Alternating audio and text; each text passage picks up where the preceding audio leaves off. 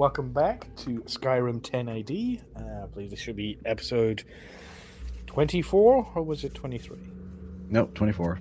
24, and welcome back. We just had the conclusion of our team's battle, a rather eventful battle against the alchemist. Nobody else knows any other name for the young Argonian who they were in battle with, but he was eventually felled by Jaquai, surprise to no one, in a sort of like a claw to throat fest that ended up with the floor being stained with blood. At the end of the battle, there seems to be that some of the poison that he seemed to be brewing, his plan was kind of helped along by one of the party members by adding it to this stream of water that seems to be either coming from or going to somewhere.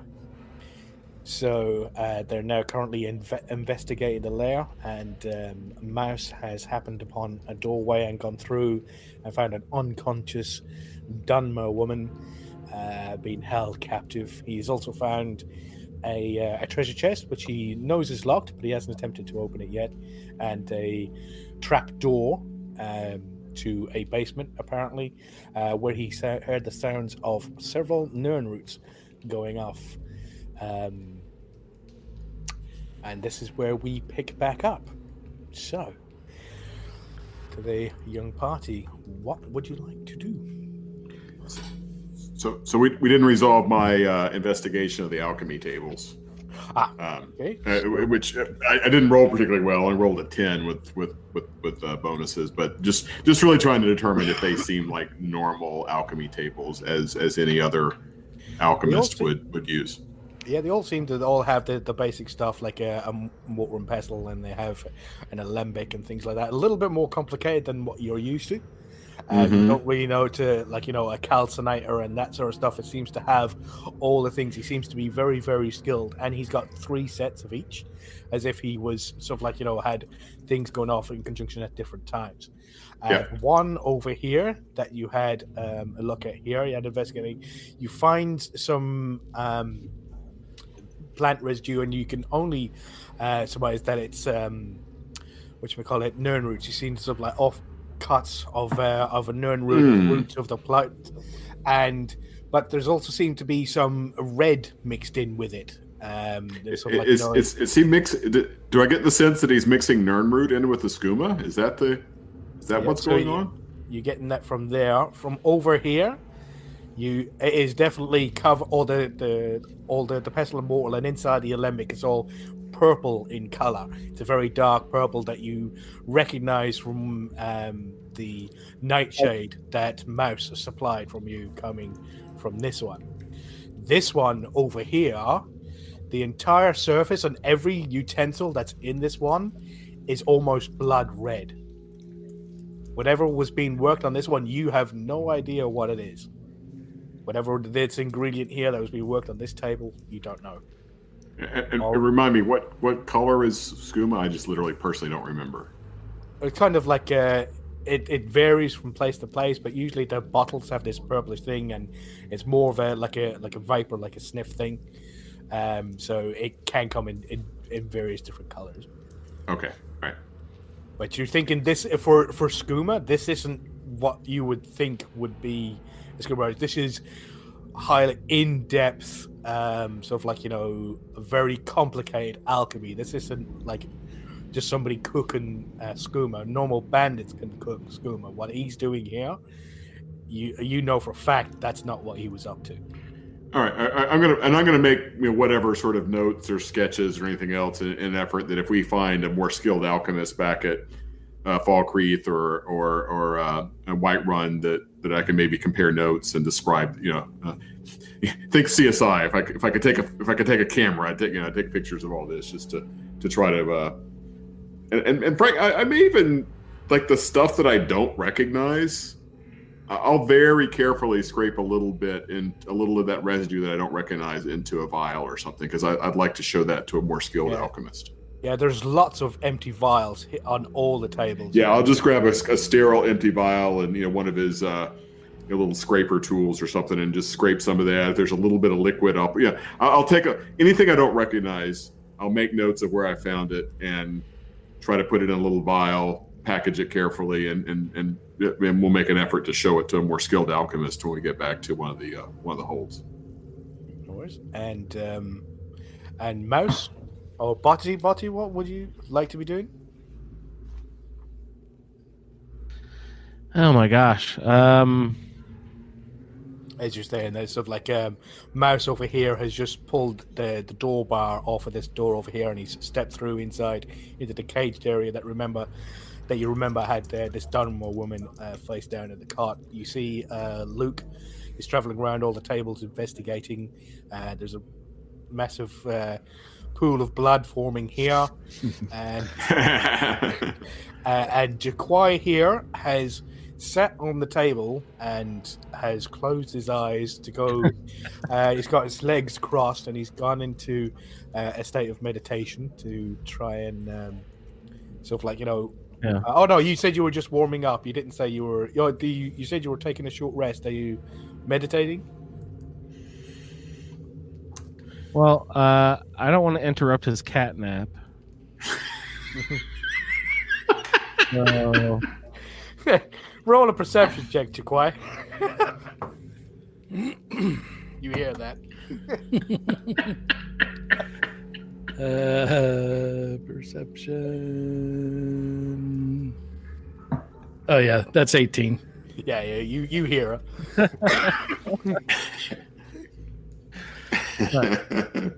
I just gotta flick my tail. Can I inspect the woman a little further? So yeah, you can head over there. You're gonna head in with Mouse, yeah? Yeah, I'll go where I'll tail with the mouse over here, see what's going on. Okay, so Mouse, you get set aside and you're going over to check to see if the woman is okay on that. Mm-hmm. Yeah, so you go there, you have a look. She's face down. You kind of sort of like touch her. You can hear her breathing. It's very labored, but she is breathing. But she is unconscious. You roll her over and her eyes are closed. She's not a young elf.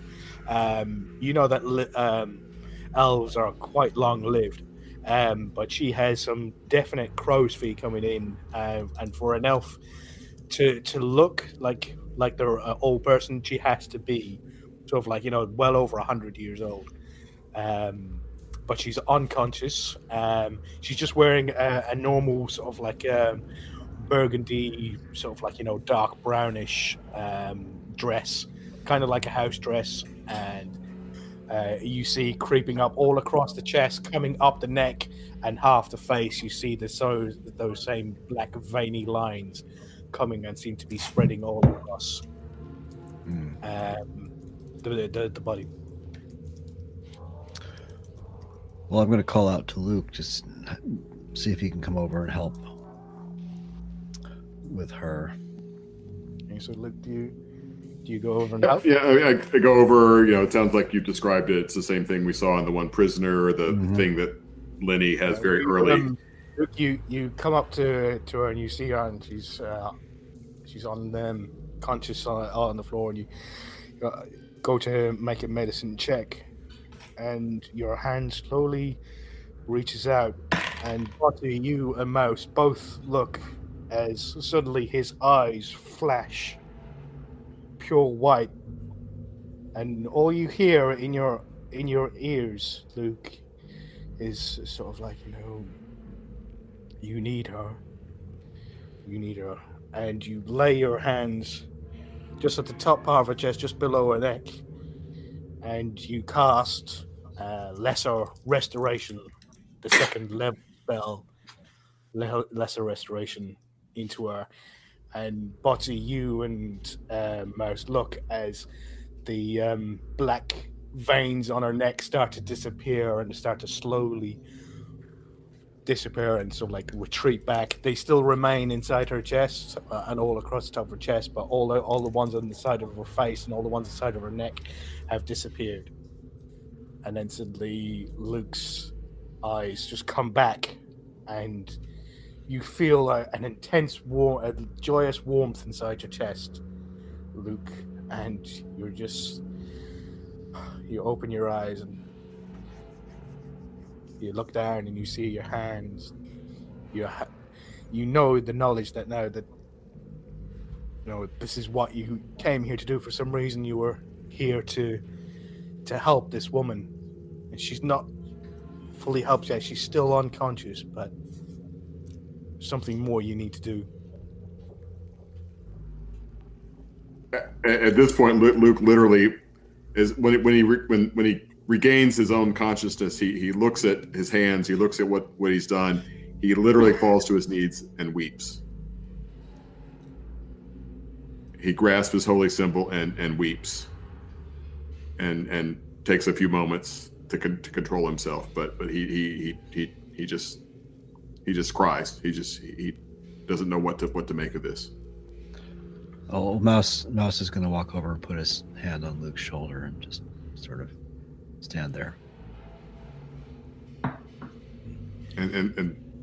And after Luke, after a couple moments of this, recovers, nods to Mouse. Thank you. So just to make clear, she still has the disease, but the ravages are it's receded. It's more under control at this point, it seems. Roll.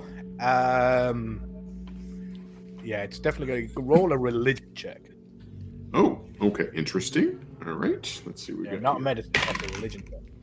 Oh, that's pretty good. Let's see. I think I have that proficiency, so that would be an 18 with adjustments. 18 with a modifier. So, with this, from what you've seen, your experience in alchemy, your experience with medicine, and your experience with religion is that whatever that spider creature was, that was definitely a Daedra.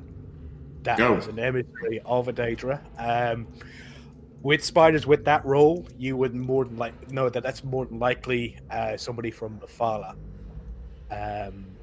who, especially going on with webs, you've heard a lot of things where she likes big, long, elaborate plans to be stretched about, where somebody is sort of doing a bit here, doing a bit there, and it's all culminate in this big, long, elaborate, overindulged plan.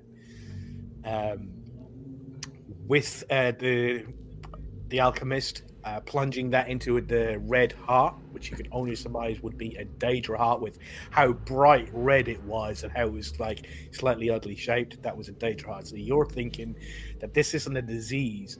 What you've done is with that spell that Kinnereth granted you with, you managed to remove a point of exhaustion from her to sort of not let it progress any further.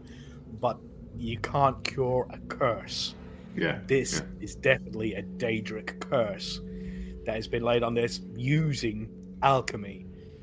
And now as you realize that, you kind of step up and you look out at the water that's flowing through the stream and all the poison that was in that cauldron that got sent into and poured into the water, and you look to Mouse with a quizzical look of, where does this water go? Mouse hangs his head, realizing what he's done, and says, well, the water flows into Lake Ilanalta. At least I think it does. When you watched as the effect, the poison seemed to spread out both ways. So going out from your projection there, out to the right, you know that's heading down into the valley of where the Falkreath is, heading out underneath probably. You don't know for sure, but it definitely leads close to where Falkreath, and maybe even connect with the underground well. And then spreading out, going left, going back upstream, is heading towards Inalta. So that's going to spread out into the lake. Which flows past Riverwood and White Run and all the way to Windhelm, Riverwood. right? Yeah. Basically, yes. One assumes it'll dissipate a bit on the way. It will be, well, you can assume it's going to get diluted down with that amount of water, but you don't know how far. You know that he didn't get all of his components. He said to you that he didn't get all of his nightshade. So maybe the potion itself wasn't at full strength. We need to warn the hold. They may need to avoid the water, avoid the well. Well, that means splitting up because Lenny has to get to Whiterun, does he not? So, Colin, maybe what did what's her name? The Dunmer in Falkreath. She gave us something to give to the mage of Whiterun if we needed to make urgent contact. What? Right? She gave us some means of, and I don't remember if it had to be used by the mage or if it's something we could use. Yeah, it was basically a writ that you could give to the mage, and you could get him, and he could cast a spell that could instantly tell a message to send to anywhere, and it would be the cost of it would be paid by Falkreath. That was from Nenya, right? Nenya. You could give it to. She said the mage, but you assume that you could do it to any mage. You roll. Let's see. No, you're not quite there yet. So, what else would you like to do? You, as you said, you look down at the Dharma woman, and she's still unconscious, but you've allayed some of the symptoms so far. So all right. So I'm gonna. DM gives an inch, and I'll ask for a mile. So in the context of getting that little moment of inspiration from my deity, did I get any? So all my spells had been used up in combat and in healing Lenny. Do I get any spells back as part of that inspiration? Because I've not taken a short rest. You know you have one more spell left. You've got 2 level 2 spell slots now that you're level 3. So you have, this was a deity knowing what you needed given to you. So the spell that you cast was Lesser Restoration, but you don't have to count that as your permanent 2nd level spell if in the future if you don't want to. But that was your deity using you as an emissary to cast that. And as she cast it, you said you were sent here for this purpose, to save this woman. Yeah. So if I have a spell, then you got another. I can cast. My normal allotment is used up, but I could cast just a. What I'm thinking is that now that she's been cured from the worst of this skooma illness, I can then try to cure her to bring her back to consciousness so we can actually speak to her. That's what I'd like to try. Okay, so yeah, we're getting there in little baby steps. You do know of one other way to be able to help somebody who's got this affliction to try and stave off the effects. Oh, no. I was thinking, well, but she's unconscious still, and I was trying to get her conscious first. So, but if the notion strikes me to give her a dose of the skooma, I can do that because we know we have plenty. We have a lot more than Lenny needs, so we definitely have skooma to share with this person. You can try another spell, or you can try what you seem to have seen as working. Okay. So given that moment of inspiration, I'll dip into the skooma stash, of which we have a pretty large supply. My suspicion is that we looked around this place, we might find more. And I, sort of tilt her head back and try to get a single dose of the tainted skooma into her to see if that sort of brings her to the next level of consciousness. And it does. You you clasp over the mouth and over the one nostril as you bring the bottle up. So, and as she takes, and you hold both it so she starts to strain for a bit of breath, because you know if you do this, then once you let go, she's going to inhale a big amount to try and replenish her oxygen. And you place it down, and she takes a big sniff, and then suddenly, kind of like getting an adrenaline shot or an overdose, you suddenly see like that, and she closes it, and the eyes go wide, and the bright red, and the bloodshot. And she's like, frantically looking around, and she sort of like, claws out at you. Let's roll a D20, 15. So she claws out at you, Mouse, and sort of like, gets to make an attack. So that's a 15. What was your armor class? 14. 14, yeah. So she catches you right across the face with her fingernails, and she does 1 point of damage as she scratches you across the face. Okay.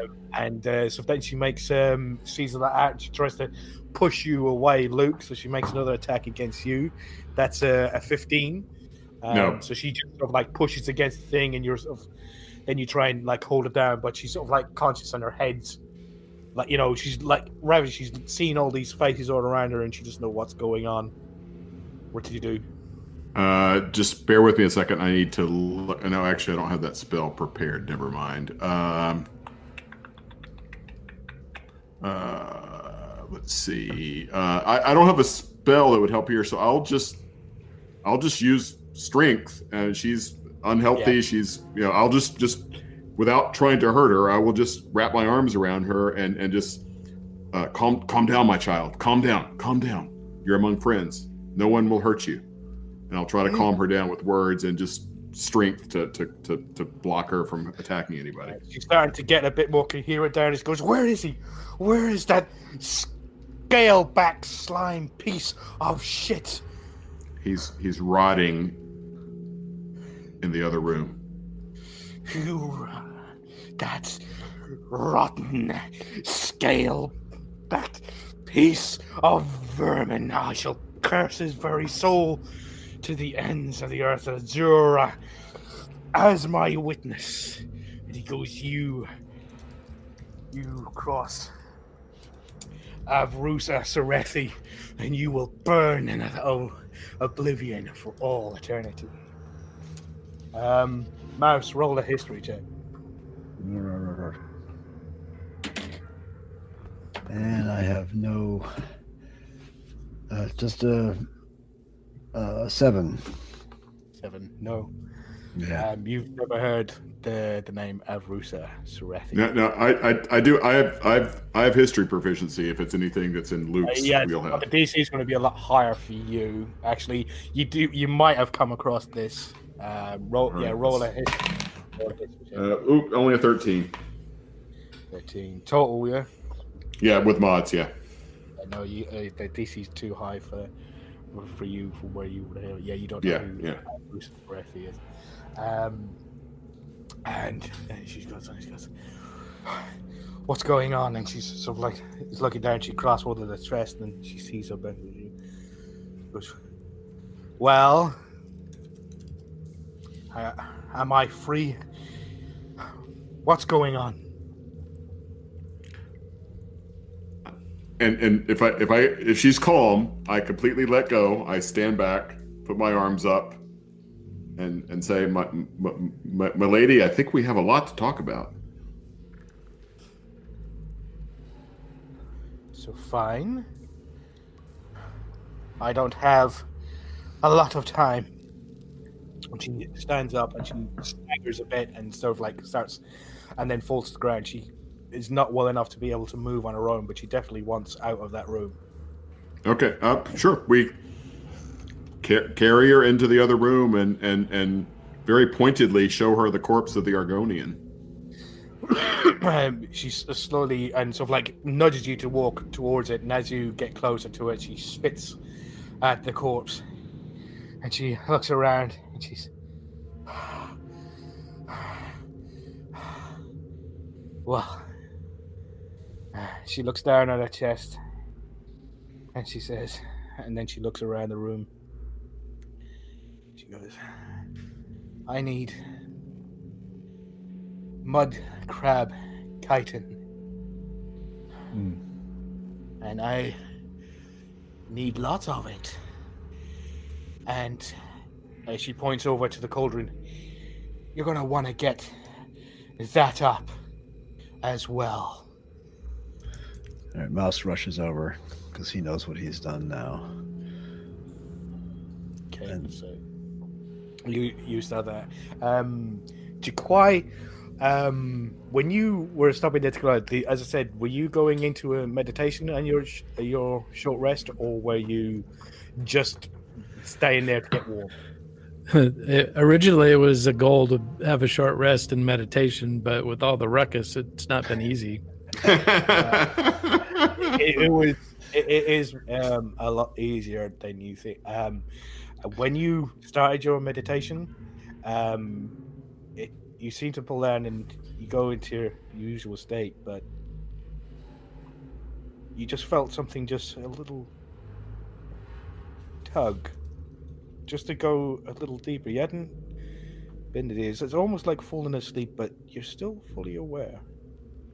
You're not exactly sure, but it seems that you're getting a familiar smell, a familiar feel, and you go that extra bit deeper, and then you kind of open your eyes, and then you see this very familiar sight of this jet black Khajiit fur with round yellow eyes and round, deep, dark pupils, not an inch from your face, and the very tight ears, short. The face of your master staring directly into your face. Your feet seem to sink slightly into very warm, comfortable sand as sand rolls over the top of your feet. And very gently, he looks you in the face and he goes, when you meditate, your nose twitches much like your brother's. And we'll get back to that a little later.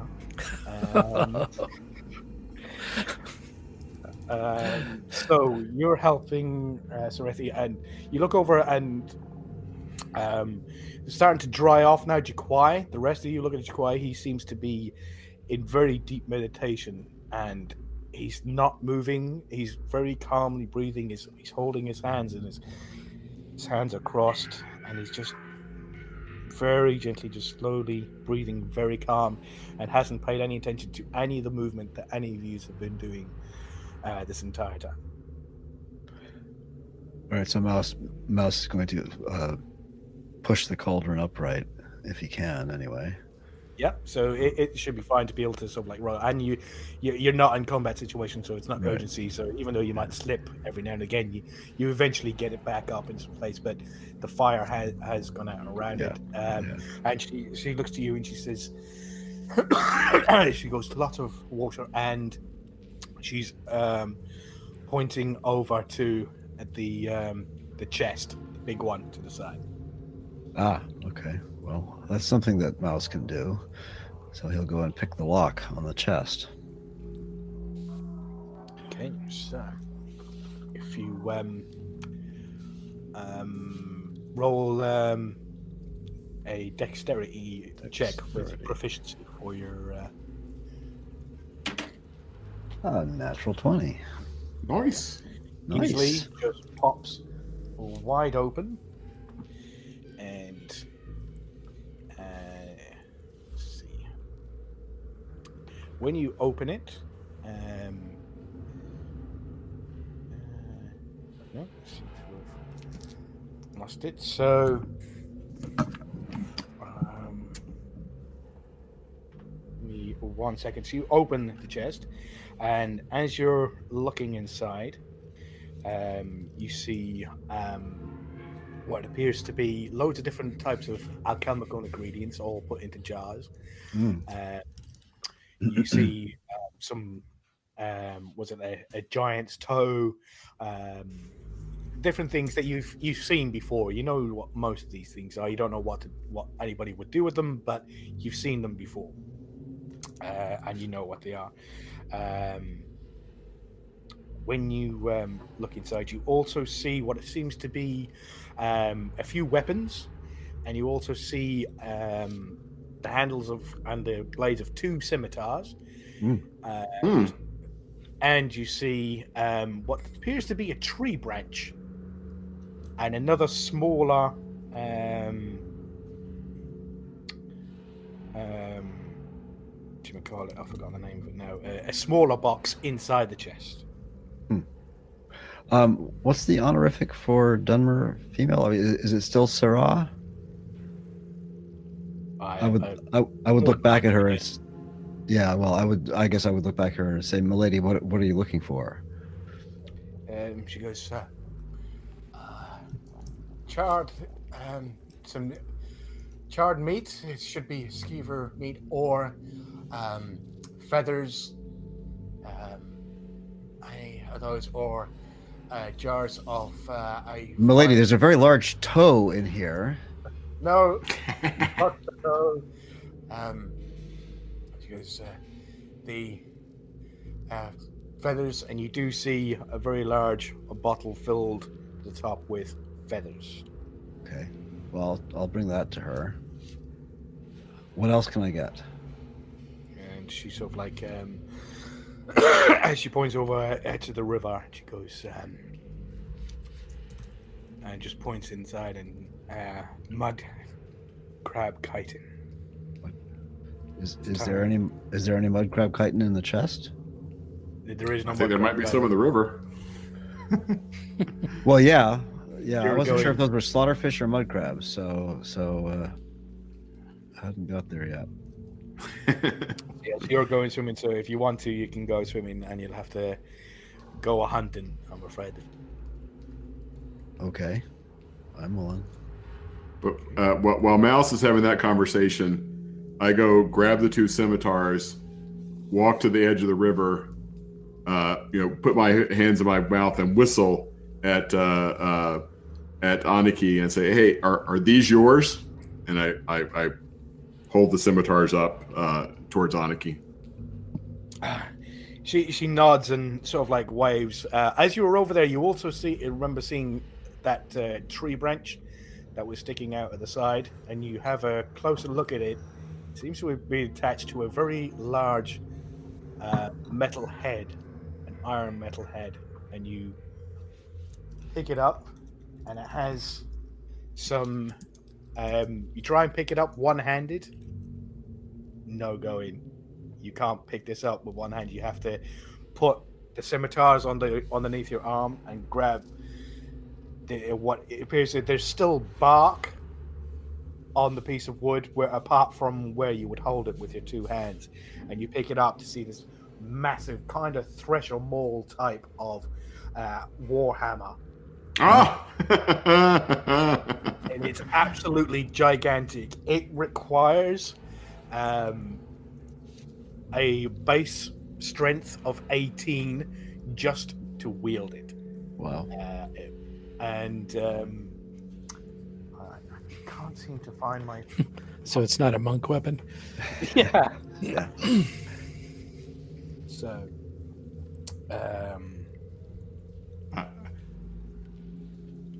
and I recognizing it now that what it is, I wave that, I pull that out because I have enough strength to at least pick it up, and show that to Lenny as well, because yeah, he's missing his warhammer. Yeah. So, yeah, no, I had contents of that, and now I've lost it. Sorry about that. But yeah, you can see what, and you pick up this warhammer, and it is a beautiful piece of work, if not extremely heavy. And you see written in normal common up the side is shield sunder. So, Mouse, you have gone into the river and you're starting to have a look around. Roll an investigation check with advantage. Let's see.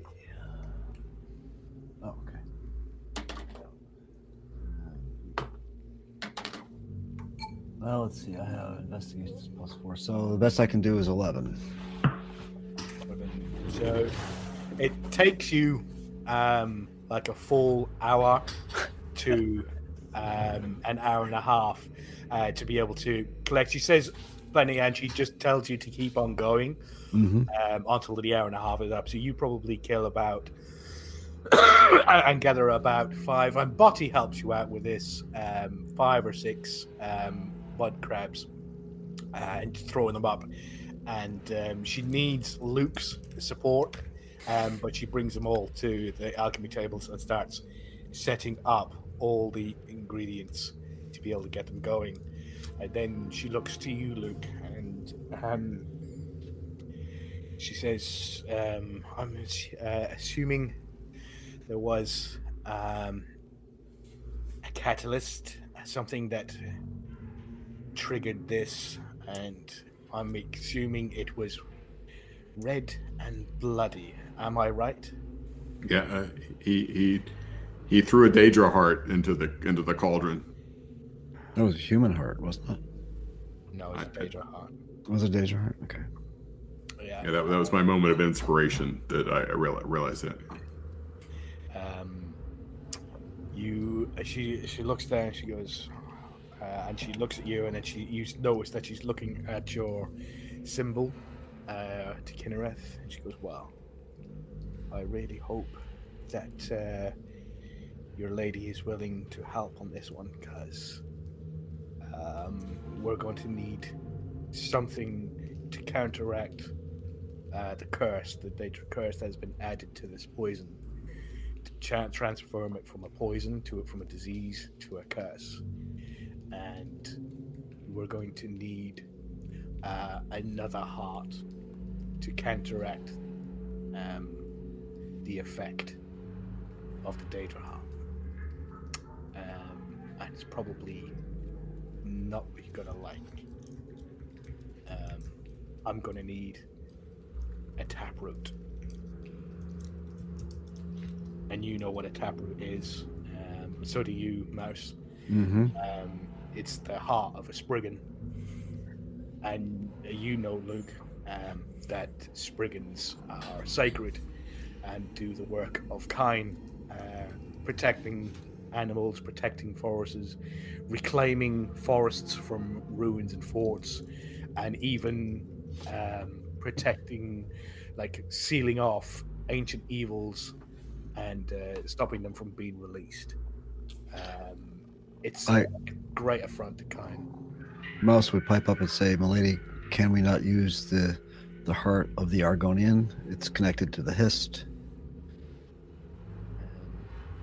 She looks at you. She goes, "No, this needs to be divine."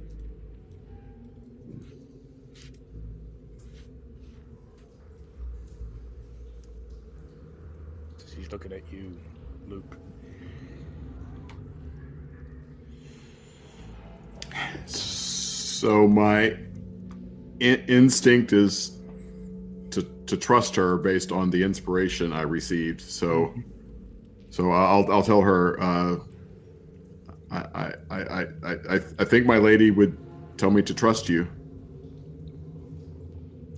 And I looked sort of between her and Luke, and her and Mouse. So like, where can we find? I think Mouse would know where there's a grove nearby. Would he not?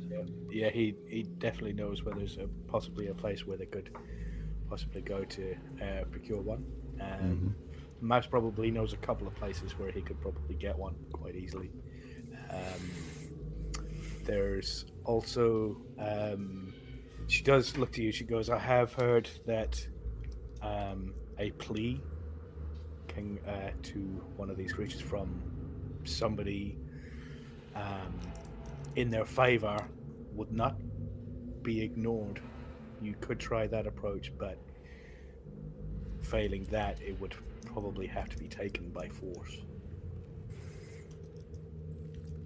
Is Jaquai's rest over yet? We're just going to get to that. Okay. She's looking to you. Deep from within his trance, he's like, ooh, ooh, ooh. So she's looking to you. His little paws are twitching. So, So she looks to you. What say you, priest of Kinnereth? I think we need to make the effort. I think I'm guided to trust you. And again, I look at Mouse. Do we see any sort of ear twitches coming from Jaquai at this point that we should? So you got looks to Luke and Mouse informs you that he does know of a grove, a place that it seems to be sacred and it's sort of like, seems to be well protected by the Spriggans. It's well known among hunters, and they're sort of like told to avoid this place. I will look at Luke and say, there are times when the alchemists will sell these, and I look over at the Dunmer woman as well and raise my eyebrows. Dunmer. She looks at you. She goes, "I have no problem using them and paying people to protect them." She goes, "Obviously, I don't venture out and try to secure them myself. That is far too dangerous. Yeah. But I have no issue in using them. I've used them plenty of times in the past. And yes, alchemists have no compunction. But with his affiliation, I thought it might have been an issue." Yeah, so I'm looking back then at Luke. We could try to buy one rather than killing a Spriggan, or we could attempt to treat with the Spriggan and get one without having to kill anything or buy anything. So the place where one with the grove, how close is it? Well, there's a grove a bit. I should ask up. Can Mouse? Yeah, you know one. Say, yeah, it's just to the south and slightly west. It's very close. So I look at and actually, so did we get a clear name for the Dunmer? Avrusa Serethi. Avrusa. Okay. All right. Avrusa. So I look at Avrusa and I point to the toxin, the poison in the river, and I say, how quickly should we act to resolve No, we must act now. I will get these things with the help of your friends. I will get these prepared, but you need to go now. I will need people here to assist me because I can't move at full pace yet. I will instruct them. So she's looking at you, Botty, and she's looking down at looking over to Jaquai and thingies. She goes, I need at least 2 people here to help me to be able to get all these things repaired. She's looking at the mud crabs and the hawk feathers. And she's got plenty of water there, so she's okay with that. Well, but yeah, she says you need to move now. So Luke and I at least it'll be Luke and Mouse, I should say, going. I'm going to run over, and is there any way I can tell from this trapdoor whether it leads out more quickly than back through the doorway? We try it and it's locked. I can unlock it. All right, so roll a dexterity check. Okay. And that's sorry, what's my dex here? So that would be 11. Not so great. Then it's fine. It's not very well secured. You open it up. Okay. And you peer in, and it doesn't seem to be a way out, but there is lots of sort of like sediment soil, lots of soil in the basement, and it's got water running through it, like a little stream come through, plenty of water, and there's probably a good, as you peer down and look to your left and your right, there's probably a good 15 to 20 Nern roots. I would but what you do notice is that half of them are the Nern roots you remember The other half are red Nern Red roots. ones. I would look over and say, "My lady, there are Nern roots here, both green and red." She goes, yes, that was his other ingredient for the poison.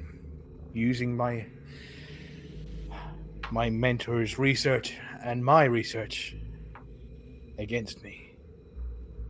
That's why he had me here to grow them. Roll a history check, Mouse. Me, yeah, well, yeah. Oh, well, do you remember who she is, Mouse? Oh yeah, of course. Well, now you remember who she is. Well, I'll still have to roll. I mean, in order, I mean, I know who she. I think we all do. But anyway, I don't have any. That's the 14. I don't have any advantage. Yeah, it's fine. With all the information you have now, you know who she is now. That's so from there, so you look up there, and she says, "You need to move now," and sort of like, I need at least 2 people here to help me, and then we get back to Jaquai. So Jaquai, as you're there, you look again, and you look up to your mentor's face as he sort of like leans back up and sort of like steps back quite a bit, and he's in his usual robes, that sort of like a whitish with a bit of cream and with a yellow hood that comes back, and the hood sits behind his ears, his very small front facing tucked in eyes, the jet black sleek shiny fur, and those intense yellow eyes with their black round pupils in the center, staring right back at you with a very faint hint of a smile. It is good to see you again, young one. As you stand up, you look about you, and you're in the deserts again. You feel the warmth of the sun, and you feel the hot sand creeping across the top of your boots as your feet sink into the sand, and it feels very, very nice. He starts to walk ahead of you along this very straight path, and you, for a second, you just watch him walk as he walks along this straight path, and he goes, now is the time. I did not expect you to advance this quickly, but it appears you've had some help and some coercion in this fashion. I am glad of this. He goes, but as with everything, eventually it just comes down to what you decide. And as you look around you, you look off to your left of this path, and along this straight path that your master is walking along, you're still not following, you're still watching as he's walking head straight. He walks past this left turn, and as you're looking off this left turn, you see that sort of steps off and just opens into this really dark and sort of like shadowed jungle. You see going in, you see a boot print, and then you see a paw print, then you see a hoof print. Venture into the forest, and they're all different, but you know they're the same person, and you also recognize these footprints as well. You've seen them before. You've seen this path, these steps before. You know these footsteps that lead off on this path were the footsteps taken by your brother as he heads off into this shadow realm and disappears. You look in. Roll perception check.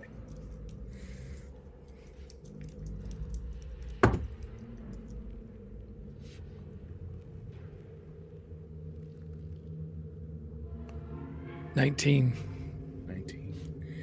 You look into and you see shadows moving. You hear Ferocious roars. You hear bellowing. You hear the twang of the string from a bow. And as you look, you see this figure cloaked in shadow move from side. You see this ferocious beast run towards this shadow that you recognize. And as the beast slashes at this shadow, it breaks to a cloud of dark black butterflies. It screams and bellows at the air. You hear the twang again of a bowstring as it strikes wood. And you see this shadow creature again crawling down, upside down. And you see these sharp eyes just glint as they look towards you. And you see the flesh of two fangs forming into a smile as the shadow disappears back into the jungle. You feel proud. As this is happening, you hear a thundering crash, as if you look off to your right and you see this other path further along the path very long, but again your master walks past it. And down this path to the right, you see it goes into this treacherous gorge. And the heat from it almost is too bright to look at. The heat, as you're looking at it, kind of burns your eyes. But even though it does, you don't feel any pain, and you can still stare at it. You see the swirling mass of fire going through the gorge. And you see in a bright open sky, cloudless sky, you see electricity coursing across the sky, and a bolt of lightning strikes the sand below, and the sand explodes in shards of ice. Roll another perception check.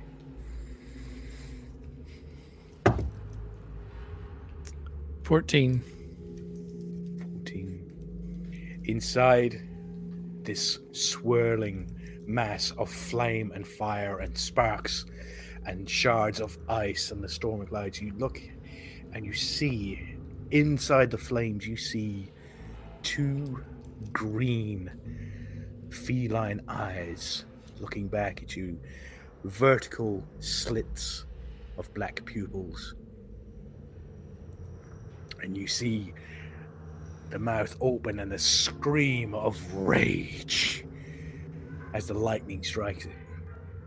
You also see another small symbol just below what would appear to be the face of this, and it seems to be a round circle with lights, little dashes coming off all around it. You look back and turn back to the path ahead of you again, and you see further in the path, dead straight ahead of you, not veering off the path, you see your master standing with his back to you. He just sort of like looks back, goes, "It is time to walk your path. It's time now to choose." And what do you do?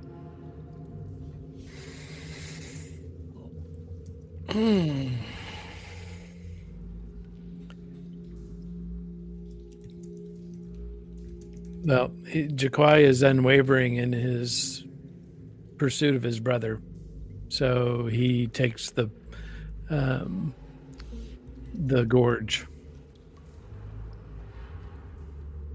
You take the left part or the right? The right.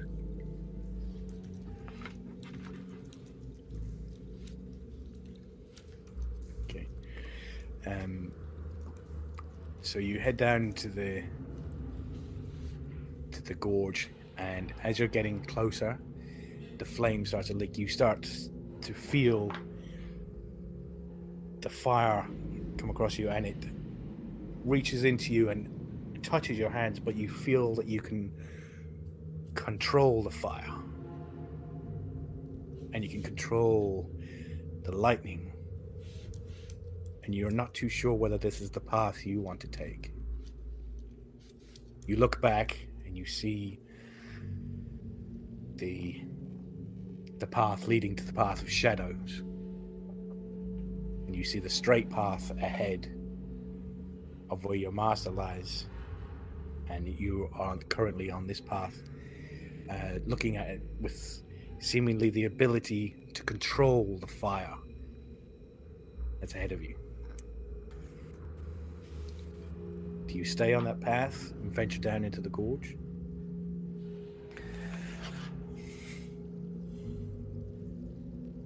No, I follow my master. With the rage of the fire, it feels slightly right. It starts to still get to pull on this sort of like the loneliness that you feel. It starts to turn to hate, to try and sort of like, attack things that are getting in your way. But that's not what you want to do. You want to pursue past, so you back off and you look towards the left and you see the shadow figure again. But again, it doesn't feel right. And you look ahead to the straight, narrow path, the unwavering path, and you head towards your master. He turns to you and he goes, "It is unsurprisingly a surprise that you follow a true and straightforward path. He goes, when you come to this, I think it's definitely going to lead you to the area of where you need to be. So, you have chosen the... I've lost it.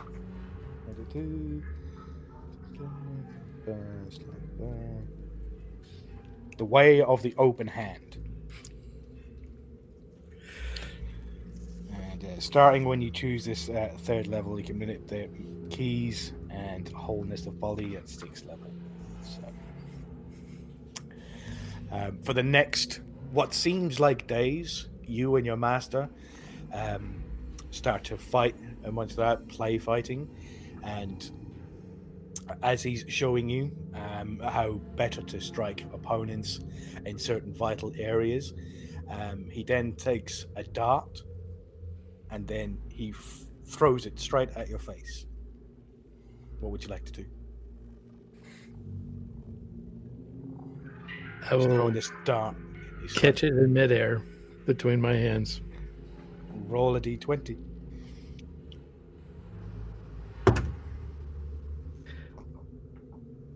Oh. 21. 21. Added to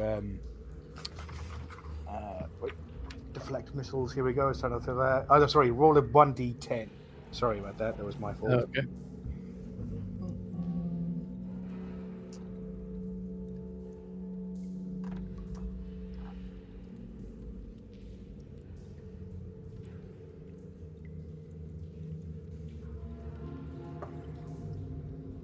Five. 5.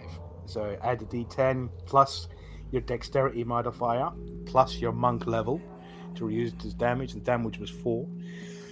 If you reduce the damage to 0, you can do something else. What would you like to do? Holy crap. Spend a key point.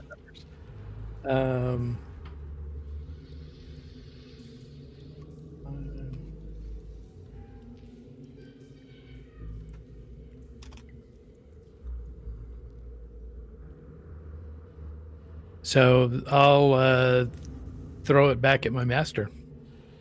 Spend a key point, and you catch the dart, the small silver dart with the red ribbon attached to the back of it, flies towards your face.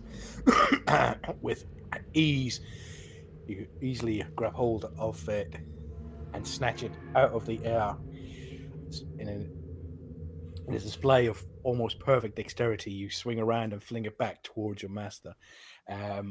Roll an attack. So a dart attack.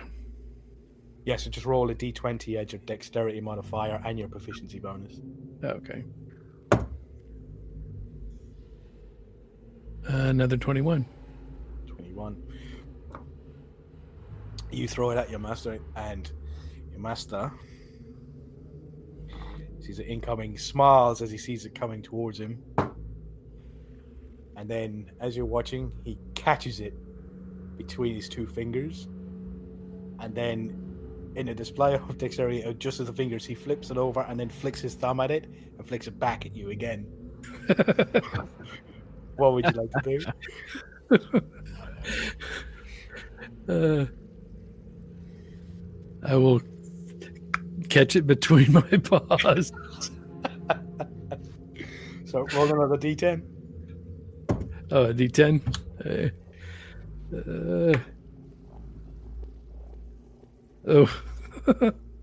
That was a 1. Oh, and add your monk level and your dexterity modifier. So my monk level is 3, so that's 4. Dex is 4, so 8. Sorry, you rolled a 1. Yeah. And then your dex modifier and 4. level 7, 8. Yeah, so it was 6. So you catch it again, and you have probably one more key point. What would you like to do? Bow to my master.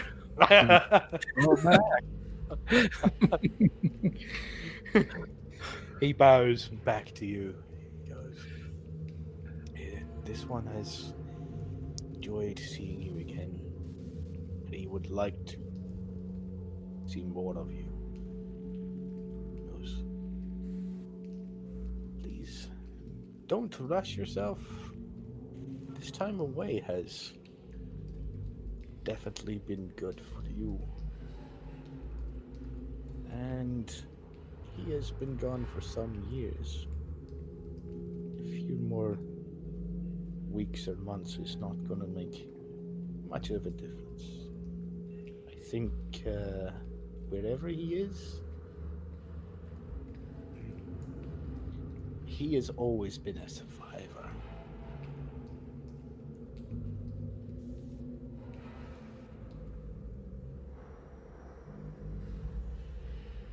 What would you like to say?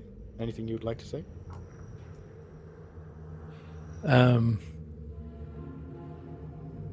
No, I just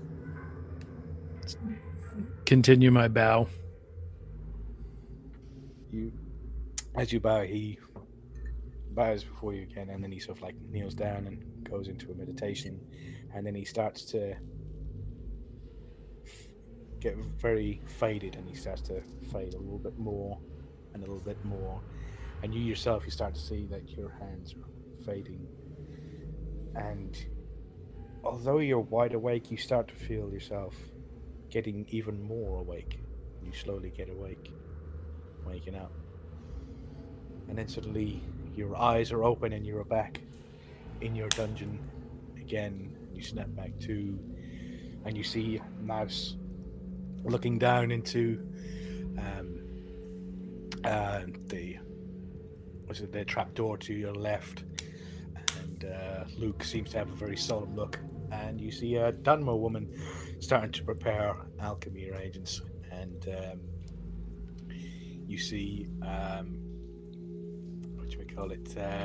Aniki and Lenny start to make their way across the river, swimming across to get to the opposite side and join you there.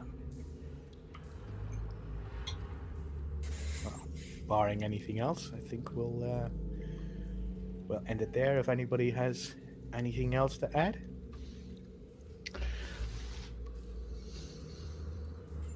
Speechless. That was great.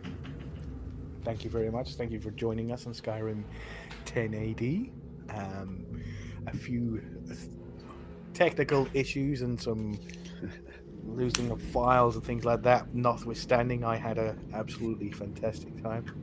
as always, I'd love to thank my players for coming along with me, joining me along this little trip, and thank you very much, everybody in the chat at the YouTube, especially Adam for hanging around and for being our moderator and being just absolutely awesome.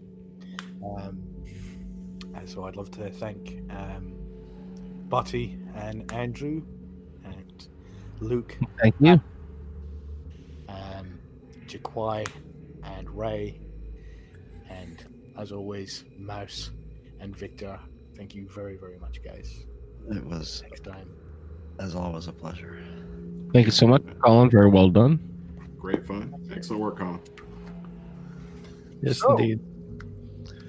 Welcome to level 3, guys. We'll get all into the ins and outs, probably in Messenger, or if you want, we can get into it now. If you guys want to roll for your health, I'd like to have some time to think about a choice in level 3, so if that's okay with y'all. yeah. But if you want to roll your health live and air, so everybody has a certain dice that adds to their health when they level up. So it'll be a D something, more than likely a D8 for most of you, and then plus your Constitution modifier. I usually take just the average, whatever is it. Is it a 5 that's a standard or something like that? It's a 5 for for that one. So does anybody want to roll, or are you just going to take the? I like to go with the winds of fate, so I'll roll in the roll 20. So let's see. You can roll if you roll a 1, you can re-roll. All right, very fair. All right, so here we go. And let's see. Wait, no, I got to do the 1 in front of it. 1d8. Why is it not rolling? Oh no, you have to do the slash. I think that's what it is, right? Is it a slash? No. Can just use the roll at the top left. Yeah. 1d8 plus 3. All right, so I'll go ahead and add my. I got a 1. I get to re-roll. Let's do that again. Let's pick better. 7. All right, there we go. Oh, all right, now It's not too shabby.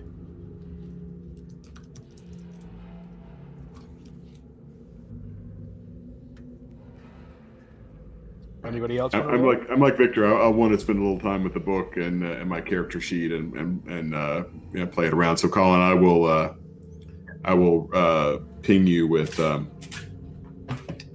questions, etc., and send you a note with my level 3 character sheet for discussion. Awesome. Okay, so Excellent. it says I roll a D8 plus my Constitution modifier per monk level. Yeah. Um, But I mean, you added a new level, so you roll 1d8 and add 3, or whatever your Constitution modifier is. it's a 1. So you roll a d8 plus 1. Yeah. That's why I take the 5. Yeah. And the way I usually roll, so I figure. But, Okay, so let's see. Well, let's see. Let me try to do it on this roll 20 thing.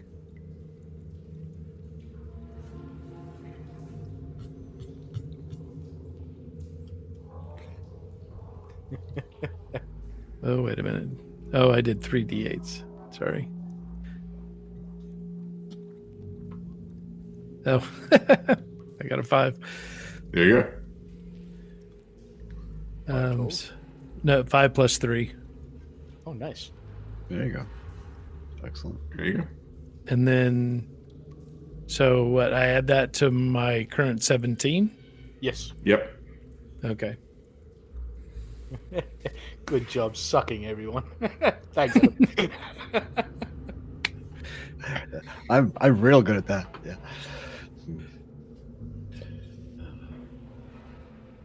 Okay, and let's see. I have a 1d8 plus 3. Oh yeah, she's pretty sturdy, this body. Roll 6. No. Is that 6 total, or did you roll a 6? No, that's 6 total. It's not too shabby. It's better than rolling a 2. Mm-hmm. So I'm adding that to my previous number of.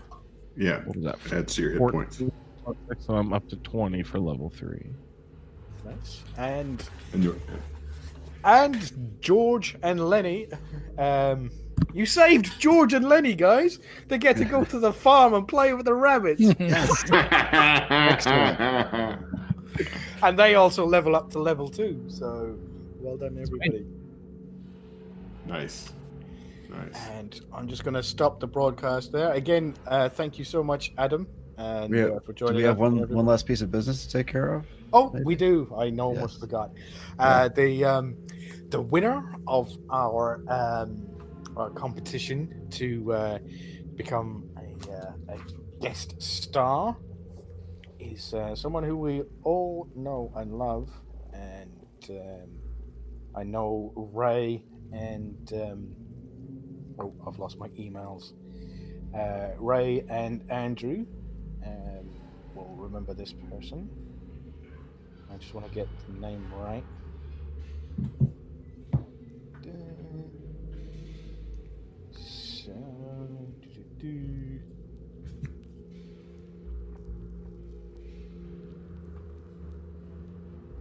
Yes, congratulations, and we'll hopefully be seeing sometime in the future Radioactive Rebecca joining us as a guest. No way. Skyrim, on Skyrim 10 AD, winner of default, seeing as she's the only person who put in for the raffle. But we're not going to hold that against anybody, because it was just a little bit added extra incentive, so that if people were thinking about donating $45, they donate $50 just to be able to get that extra thing. So that was the only reason why we done it. And but yes, hopefully, she said she's not worried about what type of character, so probably sort of like a big ancient brass red dragon that you're all going to meet next week. Oh my god. Or sort of like a Valkyr vampire or something like that, just to keep you guys on your toes. Yeah. Good for level 3 characters. Yeah. Absolutely.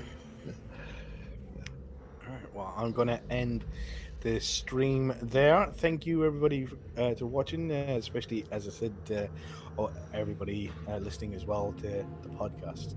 And we'll see you in the next session. Thanks, everybody. Awesome. Good night. Much, everybody. Skyrim 1080 would like to thank Tabletop Audio for the use of their music in this podcast. If you would like to find more music like this, just go to tabletopaudio.com for more information. Thank you. Thank you for downloading this edition of Skyrim 10 AD. Email the show at skyrim10ad@gmail.com. For more information, please visit asapodcasting.com, where you will find a Skyrim Addict podcast, the Fallout feed, and our Amazon link, which benefits the Cystic Fibrosis Foundation. Find our social media in the show notes. Thanks for listening.